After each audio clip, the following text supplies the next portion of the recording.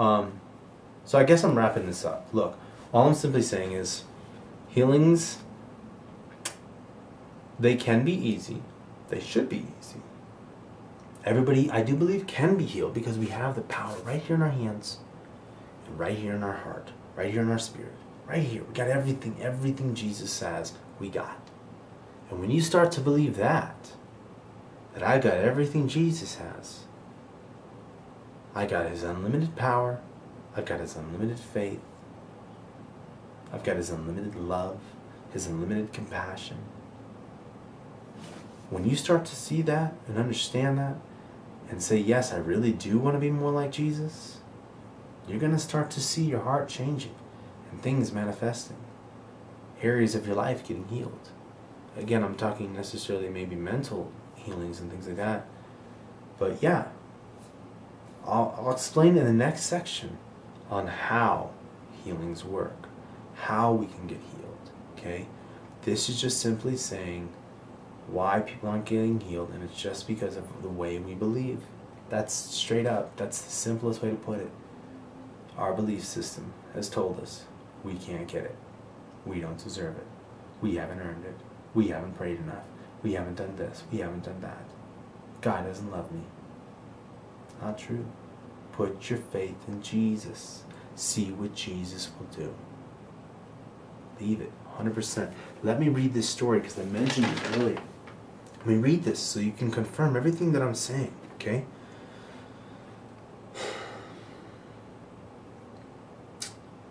I'm sorry, I'm just like, look, I would love to pray for every single person. I would love to heal every single person. I would. Don't you think Jesus did too? Is that not his compassion? He was moved with compassion. You read that a lot. His humanity for people. I'm the same way. I see people, I want to heal them. Am I going to beat myself up or themselves up because they don't get healed? No. I'm going to go to God and say, what unbelief do I have? Where am I lacking in faith? Why am I thinking that? Why am I limiting Jesus? That's what I'm going to do. And I'm going to try to resolve that. And then I'll try to go back and pray for that person. I want people to be healed. I'll tell you, story after story of people that get healed. Yes, there's many stories of people that don't get healed. Okay? It is a little bit more complicated, and I think some of those things will be answered in how we get healed, because you'll see that there's more than one way to get healed, and you understand that there's other forces at work. But unbelief is the biggest one. That's your biggest issue. I promise you this. Don't be mad at me. I promise. You don't know the issues of your heart. You really don't. You think you do, but when the stuff hits the fan, you'll see how your heart reacts. You'll see how you respond. Out of the abundance of the heart, the mouth speaks. You'll see. You'll see when everything's crashing around you, you'll see how you respond. Then you'll know your heart. And you're going to see your heart revealed. You'll be like, I didn't know I could even say that. I didn't even know. Oh my God, I didn't even know that was in me. It's there. It's there. Work on that heart, man. Okay, let me read this story real quick. I'm sorry, I'm trying to wrap up. I know it's been forever. Okay, so Mark chapter 9, verse 14, all the way down to like 32. And when he had come to the disciples, he saw a great multitude around them and scribes disputing with them. There is so much to this story that I do not have time to get into. Immediately when they saw him, all the people were greatly amazed, and running to him, greeted him. And he asked the scribes, what are you discussing with them? Then one of the crowd answered and said, Teacher, I brought you my son, who has a mute spirit. And whenever it seizes him, it throws him down. He foams at the mouth, gnashes his teeth, and becomes rigid. So I spoke to your disciples that they should cast it out, but they could not. He answered him and said, O faithless. I don't know what we were talking about. Faithless generation, how long shall I be with you? Now he's with me all the time. How long shall I bear with you? Bring him to me.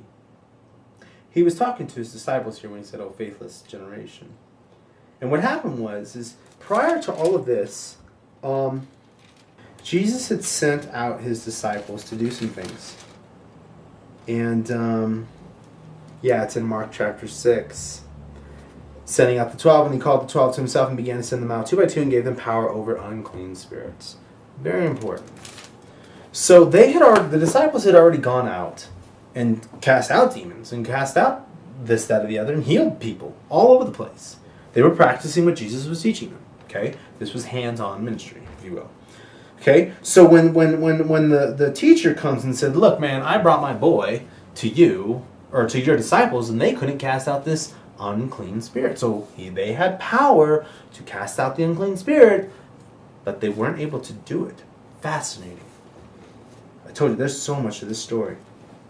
Okay? So that's when he was like, "Oh, faithless generation, how long shall I be with you?" That's a bold statement. Jesus was not very nice in these statements. Then they brought him to him. They brought the boy to Jesus. And when the boy, saw Jesus, immediately the spirit convulsed him. This is a demonic attack. Talk about that another time if you don't believe in demons. Whatever. And he fell on the ground and wallowed. Anybody ever witnessed a seizure before? Most people that have are pretty freaked out. Foaming at the mouth. So he asked his father, "How long has this happened to him?" And he said, "From childhood." Okay. "And often he has thrown him both into the fire and into the water to destroy him." Remember, the enemy comes to steal, kill, and destroy. "But if you can do anything," well, this is Jesus, "have compassion on us and help us." Jesus said to him, "If you can believe," what was I just telling you about? What was I just saying? If you can believe. It didn't say as if you can have faith. If you can believe that all things are possible to him who believes.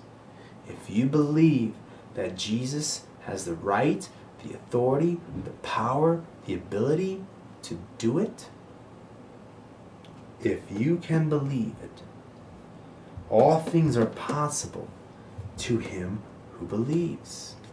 All, not some, not when I ask God, not when this is right or that is right, or I've been a good person. When I just believe it. Immediately, the father of the child cried out and said with tears, "Lord, I believe. Help my unbelief." He didn't say, "Lord, I have faith." He said, "Lord, I do believe it." But he instantly realized at that moment, help my unbelief. Because obviously I don't believe it well enough. Because I do believe it. I'm hearing what you're telling me. My mind's believing this. My mind's eating this up. But help my unbelief. Because deep down, I don't know if it can work. I'm not sure about this.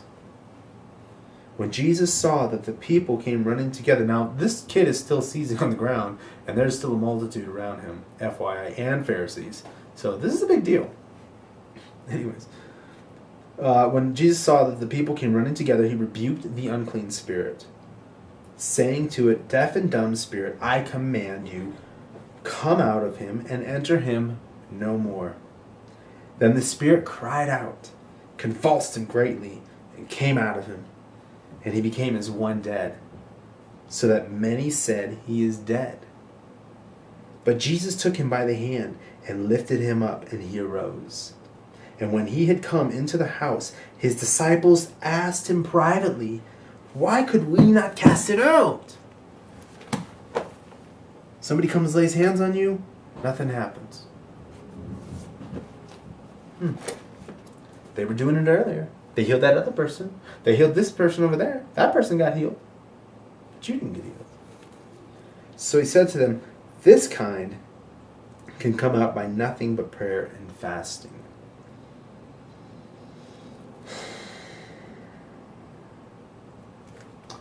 I'm not going to get into the whole reason of like how the healing took place, about the prayer and the fasting. I'm not going to get into that.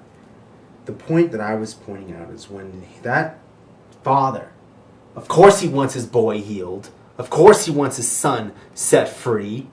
He wants it bad. And Jesus moved with compassion earlier because he asked him, hey, why don't you have some compassion on us? Cried out, said with tears in his eyes, how many of you for your own child feel the same way? Are you telling Jesus, help me with my unbelief? Are you so bold to say, I might have doubts? I might not believe this works. I might not think it's his will. I might not believe everything that I'm saying. When Jesus saw, right? That's when he did it. He totally cast that demon out. Lord, I believe. Help my unbelief, Lord. I pray that all the time. I don't want any unbelief if I pray for somebody. I want to see them all get healed. I'm not going to put the blame on them. I'd rather have enough faith and enough belief and enough of Jesus flowing through me.